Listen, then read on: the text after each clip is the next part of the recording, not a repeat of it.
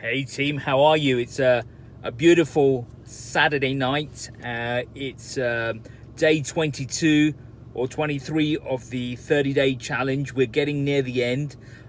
This challenge has been a little bit exhausting, but it's got me out, and that's really, really important because I was not out, I was not running, I was not getting out of the house, I was not taking action, and it's definitely made me take action, and so I feel good about that. I am one step above where I was before, so I'm not falling behind, I'm getting ahead, but I need to push harder. Today, I want to talk about the idea of consistency. Now, I've spoken about that before, but consistency in action is preceded by consistency in thought. So it's the idea of the thought space and being consistent in your thoughts that is really, really pivotal, because thoughts precede action. So when you have the thought, then you do the action. The action doesn't come before the thought. So now step back a little bit, get back into your thought space, get into your thinking, your thoughts, and try and own that space, understand that space. And what I mean by consistency in thought is about holding on to thought. And the idea about holding on to thought is getting clarity of thought. So in the thought space is, like I said before, is our essence, our identity. The core of our being is in our thought space. It's in a square cube, abstractly speaking, and you have to get into that thought space using your reflection, your pondering, your analysis, and you have to look at that thought space and look at the properties that are being held in that thought. Who are you? What are you? And you're asking questions, and that's how you're using thought. And through the questions of thought, you're answering, you're looking at, you're uncovering, and you're looking into your essence. And your essence is answering you back, is giving you information about who you are. And that is your clarity of thinking, is giving you your identity. And that identity is what you're holding firm to. That's the clarity of thought. Certainty of knowledge in knowing who you are. And sometimes you need to take action, meaning you have to get uncomfortable in the physical world, in the world of matter, to do challenge and do difficult things, to then use that as a resistance mechanism, as a leverage to lever and understand the thought space, your square space, your thought box, your identity in a little bit more in a little bit more of a poignant way, to try and get more detail. I hope that makes sense to you.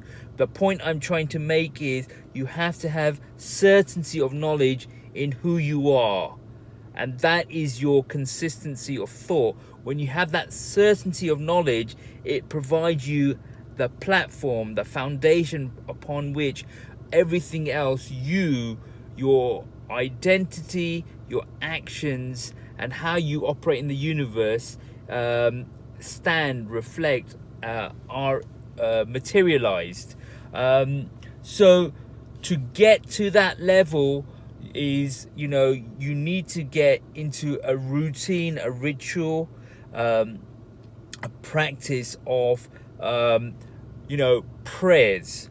Now, I say meditation is a subset of prayers. Prayers is not a subset of meditation.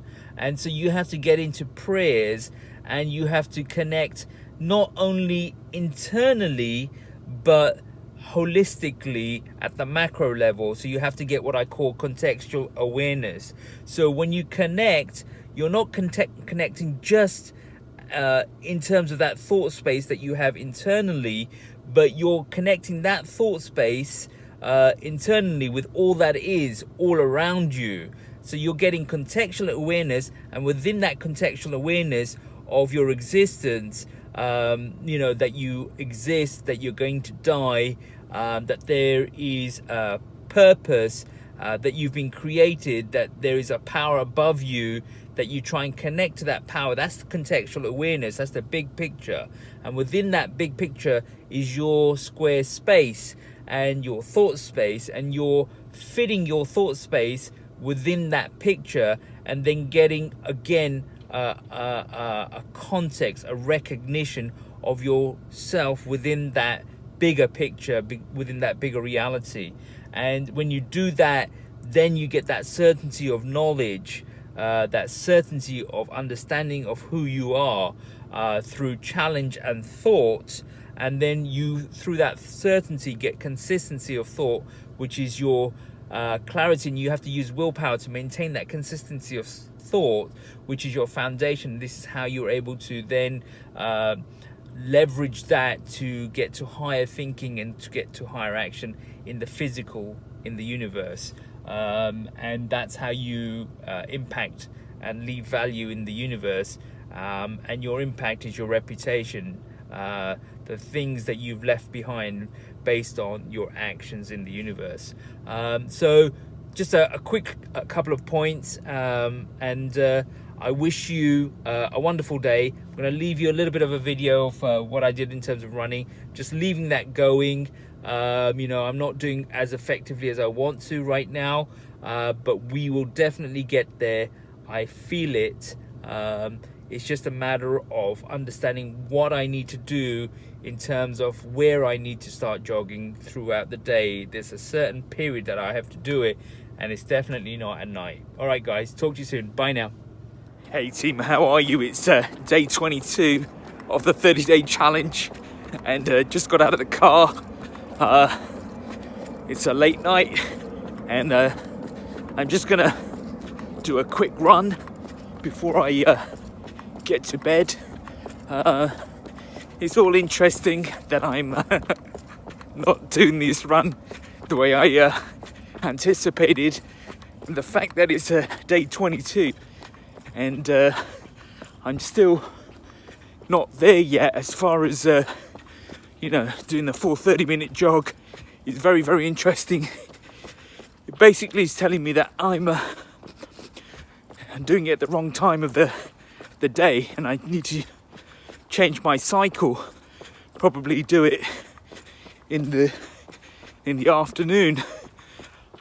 So morning is not going to work because that's when I'm most creative. I want to focus on my creative thoughts, but definitely I think maybe the middle of the day, and I'm going to have to think out a strategy. All right, guys, talk to you soon. Bye now.